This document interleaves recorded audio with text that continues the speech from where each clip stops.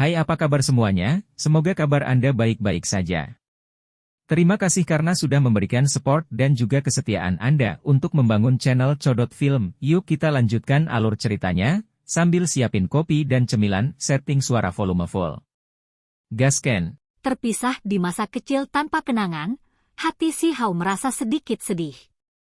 Dia tidak pernah menikmati cinta dan kegembiraan keluarga antara orang tua dan anak. Dia ditinggalkan oleh klannya dan dipaksa berkeliaran di dunia luar sejak dia masih muda. Dibesarkan di desa batu, dia tidak pernah memiliki kesempatan untuk menerima kehangatan tinggal di sisi ibu dan ayahnya. Dia kadang-kadang kesepian, di lain waktu nakal atau tersenyum cemerlang.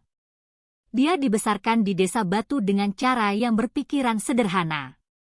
Jika Dewa Willow tidak membuka lautan kesadarannya untuk membantunya melihat masa lalunya, dia bahkan tidak akan tahu seperti apa rupa orang tuanya. Lagi pula, dia masih sangat muda saat itu, hanya sekitar 1 tahun. Ia dibesarkan sebagai anak angkat di desa. Stone Village adalah tempat perlindungannya dan tempat ia dibesarkan. Kemudian, dia tidak pernah bertemu orang tuanya lagi, dan kadang-kadang dia hampir melupakan mereka. Tidak ada berita apapun tentang mereka, juga tidak ada hari ketika mereka bisa bersatu kembali. Ayah, ibu, apakah kalian berdua baik-baik saja? Si Hao berkata dengan lembut. Saat ini, dia berbeda dari dirinya yang biasanya tegas dan berani, suasana hatinya agak terganggu. Bagian terlembut dalam dirinya telah disentuh, memberinya perasaan pahit dan agak sakit. Untungnya, orang-orang Stone Village semuanya rendah hati, menganggapnya sebagai salah satu dari mereka sendiri.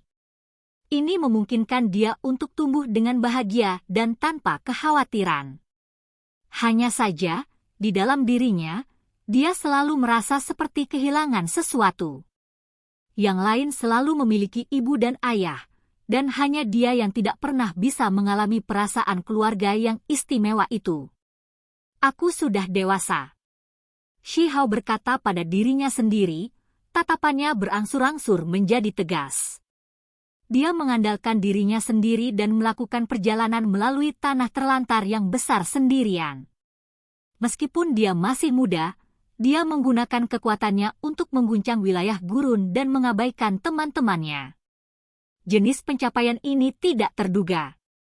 Dia awalnya adalah anak terlantar yang kehilangan tulang tertingginya dan ditakdirkan untuk mati. Namun, pada akhirnya, dia mengandalkan dirinya sendiri untuk bertahan. Tidak ada yang mengiriminya obat-obatan ilahi untuk membantunya bertahan hidup.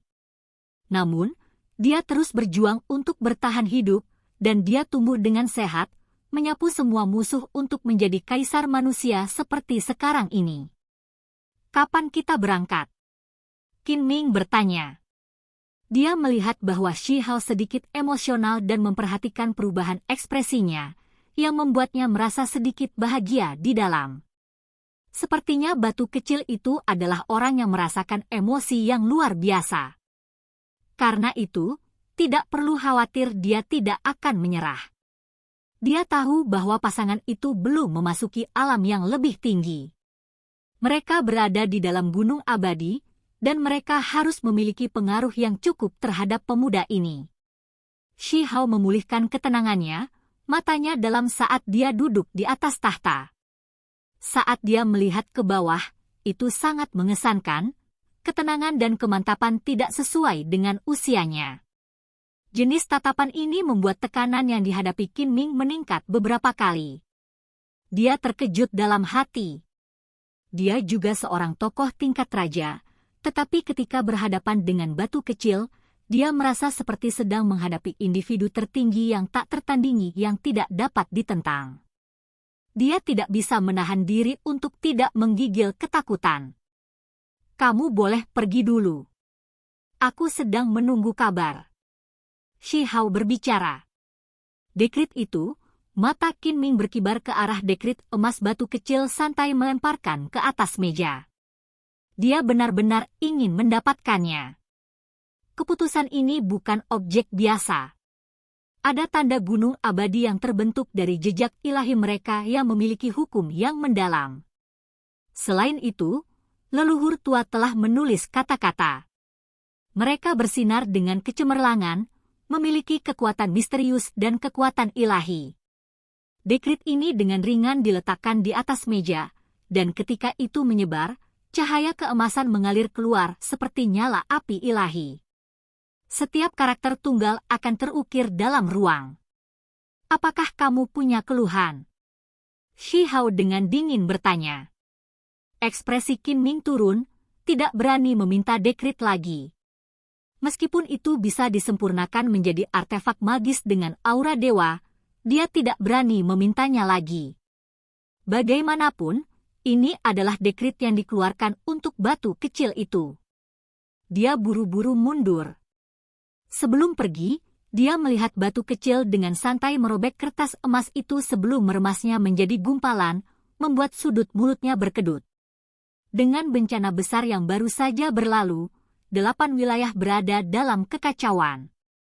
Setiap sekte ingin menstabilkan situasi mereka, karena mereka semua tidak berdaya untuk berperang.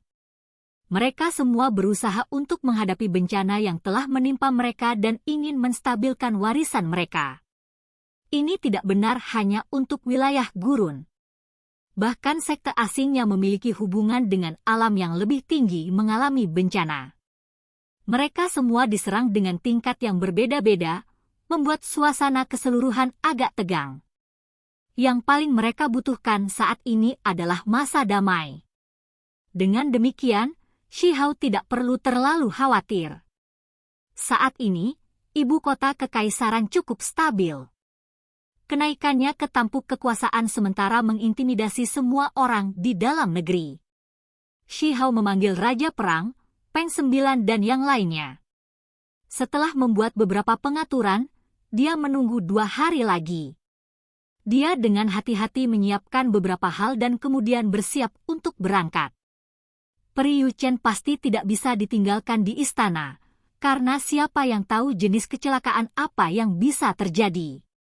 Pasti ada rahasia di tubuh wanita ini, jadi Shi Hao tidak akan merasa nyaman kecuali dia ditekan di sisinya. Jika orang lain mengetahui bahwa dia telah memenjarakan peri suci yang dikagumi banyak orang di dalam dunia keping perunggu itu, mereka pasti akan menjadi gila. Ini tak terbayangkan. Ini adalah kapal penembus ruang angkasa. Di luar ibu kota batu, Qin Ming diperkenalkan. Suaranya membawa semacam kepercayaan diri, karena ini adalah perahu berharga yang diciptakan oleh Gunung Abadi. Ia memiliki kecepatan luar biasa, memungkinkannya melakukan perjalanan 100.000 li dalam sehari. Perahu itu berwarna hitam kehijauan dan mengalir dengan pancaran khusus. Tidak diketahui dari jenis bahan apa itu dibuat. Itu tidak besar, hanya beberapa shang panjangnya. Itu adalah artefak magis yang bisa melakukan perjalanan dengan cepat. Di bagian paling tengah, tulang-tulang simbol primordial dari berbagai burung ditempatkan. Ini memungkinkan kapal untuk mempertahankan kecepatan yang cepat, menjadikannya alat penting untuk melintasi bumi tanpa batas. Shi Hao melengkungkan bibirnya dan berkata, sangat kecil. Jika saya tahu itu akan menjadi seperti ini, saya akan membawanya dari istana kekaisaran. Suaranya acuh tak acuh seolah-olah dia tidak terlalu peduli tentang itu. Ini segera membuat Qin Ming berhenti berbicara. Dia awalnya cukup bangga akan hal itu, dan dengan tingkat artefak magis Gunung Abadi, itu benar-benar cukup untuk mengabaikan dunia. Namun saat ini, dia hanya bisa tutup mulut. Pada akhirnya, batu kecil itu adalah seorang kaisar manusia. Meskipun negara batu tidak sebesar Gunung Abadi, masih ada beberapa harta menakjubkan yang dapat ditemukan di dalam perbendaharaan suatu negara. Bagaimanapun, mereka telah terakumulasi sejak zaman kuno. 100.000 li sehari terlalu lambat. Berapa lama waktu yang kita butuhkan untuk mencapai tujuan? Shi Hao tampak agak tidak puas. Kita akan menuju negara api dulu, kata Qin Ming. Dia dalam hati takut, Tetapi dia juga membawa kebencian dan tawa dinginnya sendiri. Biarkan aku mengendalikan kapal, kata Shi Hao. Dia sembarangan menggunakannya. Pada saat berikutnya, sosok Raja Gunung Abadi itu ngeri. Dia memperhatikan bahwa seluruh perahu tampaknya telah menyala. Kekuatan Divine melonjak gila-gilaan saat melesat keluar seperti panah Divine. Di ujung perahu, batu kecil itu berdiri kokoh dan tak tergoyahkan. Seluruh tubuhnya bersinar, dan kekuatan ilahi yang tak berkesudahan tercurah seperti lautan dan memenuhi tempat ini, membungkus dirinya sendiri di sekitar seluruh kapal terbang. Jenis kekuatan ilahi ini terlalu menakutkan, sangat luas dan tak terbatas. Itu membuat wajah Qin Ming menjadi pucat. Mereka berdua adalah tokoh tingkat raja, namun mengapa perbedaan di antara mereka begitu besar? Tidak heran dia bisa bertarung melawan para ahli tertinggi. Bahkan jika seseorang menggunakan energi drakonik istana kekaisaran, mereka sendiri masih harus cukup kuat, dia gemetar dalam hati. Kemudian, Qin Ming berteriak lagi. Kecepatan perahu ini terlalu cepat, jauh melebihi batasnya. Itu berubah menjadi seberkas cahaya dan melesat melintasi langit. Ini, dia berteriak ketakutan. Itu telah lama menembus batas 100.000 li sehari. Pada kecepatan ini, mereka dapat melakukan perjalanan beberapa ratus ribu li, atau bahkan lebih besar. Kamu tidak bisa pergi secepat itu, perahu tidak akan bisa menanganinya dan runtuh. Qin Ming menjadi gila. Itu akan meledak, dan bahkan sosok tingkat raja akan terluka. Selain itu, perahu ini sangat berharga. Itu adalah sesuatu yang dianugerahkan kepadanya oleh klan. Jika itu hilang, maka itu akan benar-benar membuatnya sakit di dalam. Itu akan menjadi kerugian yang luar biasa. Demi menghemat waktu, Shi Hao menggunakan semua kekuatan ilahinya. Seluruh keberadaannya tampak seperti tungku besar, cahaya yang dia pancarkan meredup bahkan matahari saat berkobar dengan ganas. Saya percaya Gunung Abadi juga berharap saya muncul lebih awal. Jika Anda ingin berjalan perlahan, saya tidak keberatan. Ketika Qin Ming mendengar kata-kata ini, wajahnya menjadi sangat sedih, dan dia tidak lagi mengatakan apa-apa. Dia awalnya seharusnya mengirim dekrit ke batu kecil sejak lama, dan dia bahkan mencaci maki Shi Hao setelah dia diabaikan.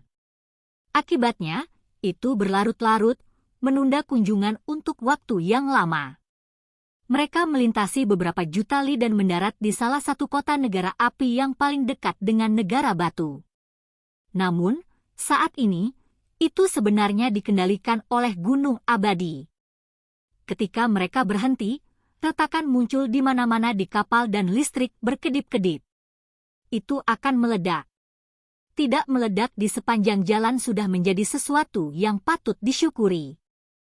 Ketika Qin Ming membuka inti kapal, dia menemukan bahwa tulang burung telah lama redup dan hampir hancur.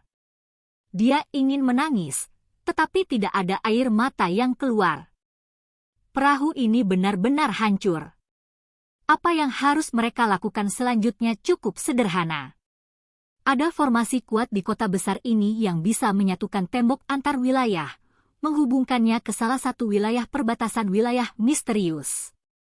Dalam istilah yang lebih sederhana, seseorang dapat melintasi wilayah di sini dan memasuki wilayah tak terbatas lainnya. 8 wilayah itu sangat luas. Jika seseorang ingin melakukan perjalanan sendiri, mereka mungkin tidak akan melihat akhir perjalanan setelah melakukan perjalanan sepanjang hidup mereka. Lebih jauh lagi, saat ini cukup sulit untuk melintasi wilayah karena dindingnya kokoh secara tidak wajar. Orang normal tidak akan pernah bisa melewatinya. Formasi ini sangat luas, dan tidak diketahui berapa banyak bahan yang digunakan di dalamnya. Tentu saja, alasan utama hal itu mungkin adalah karena simbol Gunung Abadi sangat luar biasa dan tak tertandingi. Cahaya warna-warni berkedip dan energi padat naik. Seluruh altar itu seperti gunung. Shi Hao dan Qin Ming berdiri di atas, menunggu formasi untuk sepenuhnya diaktifkan. Dengan suara weng, langit dan bumi bergetar ringan. Kemudian, sebuah lorong perak muncul yang menembus kehampaan. Sebuah jalan muncul di bawah kaki mereka. Sama seperti itu, keduanya maju ke koridor perak pada saat yang sama, menghilang dari wilayah gurun. Ayah, ibu, aku datang untuk mencarimu. Shi Hao mengatakan ini dengan lembut saat dia berdiri di tanah yang tidak dikenalnya. Dia merasa sulit untuk tenang. Setelah berpisah selama lebih dari 10 tahun, apakah mereka masih bisa bertemu dengan lancar? Dia merindukan ayah dan ibunya dan ingin melihat mereka. Terlepas dari apa yang terjadi, terlepas dari alasan mengapa orang tuanya tidak membawa kembali obat suci untuk menyelamatkannya, dia tidak akan menyalahkan mereka. Dia hanya ingin melihat mereka lagi. Kakek, apakah kamu di wilayah ini juga? Apakah Anda di Gunung Abadi? Aku juga ingin melihatmu. Semua jenis emosi mengalir dalam pikiran Shi Hao. Dewa Iblis Agung Kakek 15 telah melemparkan ibu kota Kekaisaran Negara Batu ke dalam kekacauan demi dia. Dia menyapu lawannya, menghukum sejumlah besar anggota klan dengan hukum keluarga dan mengalahkan ranking manor ke keadaan yang menyedihkan. Seorang kakek seperti ini yang menunjukkan cinta dan perlindungan seperti itu memberinya kesan yang mendalam.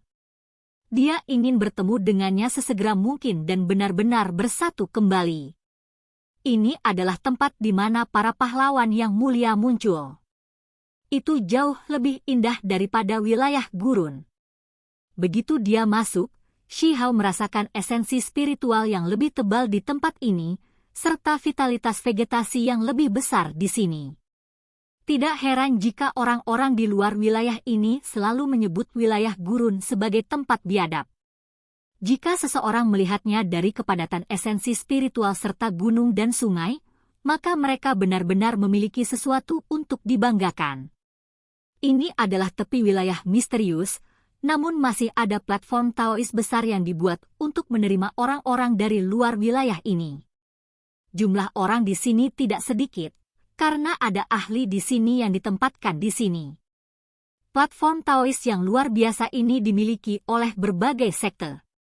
Itu seperti suar yang memandu para pembudidaya dari luar wilayah kembali. Berbagai sekte semua perlu menggunakannya. Begitu Shi Hao muncul, dia langsung menarik banyak mata. Beberapa ekspresi mereka tiba-tiba berubah, memperlihatkan ekspresi terkejut. Mereka dengan jelas mengenali identitasnya. Apakah saya melihat sesuatu? Pelankan suaramu. Qin Ming menghubungi seseorang, dan segera setelah itu, lebih dari 10 ahli bergegas, mengelilingi Shi Hao dan mengeluarkan artefak magis untuk membentuk penghalang pelindung. Ini dilakukan untuk menghalangi pandangan orang luar. Di kejauhan, kabut melonjak dengan keras dan cahaya warna-warni menutupi matahari. Sebuah perahu besar yang panjangnya lebih dari 10.000 syang muncul. Itu memancarkan aura abadi. Bahkan Shi Hao tergerak. Ini jelas merupakan artefak magis yang menakutkan yang membawa energi ilahi. Begitu kita naik perahu ini, kita dapat melakukan perjalanan 1 juta li dalam sehari dan dengan cepat mencapai Gunung Abadi. Karena kita punya waktu sekarang, saya akan menjelaskan aturan dan kebiasaan Gunung Abadi, kata Qin Ming. Setelah memasuki wilayah misterius, dia menjadi jauh lebih percaya diri. Tepat pada saat ini, gangguan pecah di kejauhan. Semua jenis lampu keberuntungan menari-nari, dan warna-warna cerah berserakan. Banyak artefak magis yang kuat membuka jalan untuk melindungi beberapa orang. Apa yang sedang terjadi? Qin Ming bertanya. Mereka dari alam yang lebih tinggi tiba. Seorang tetua berbicara, jelas terguncang oleh pergantian peristiwa ini. Apa? Qin Ming juga terkejut. Oke guys, jangan lupa like, comment, share, and subscribe di channel Codot Film. See you next video, peace out and bye-bye.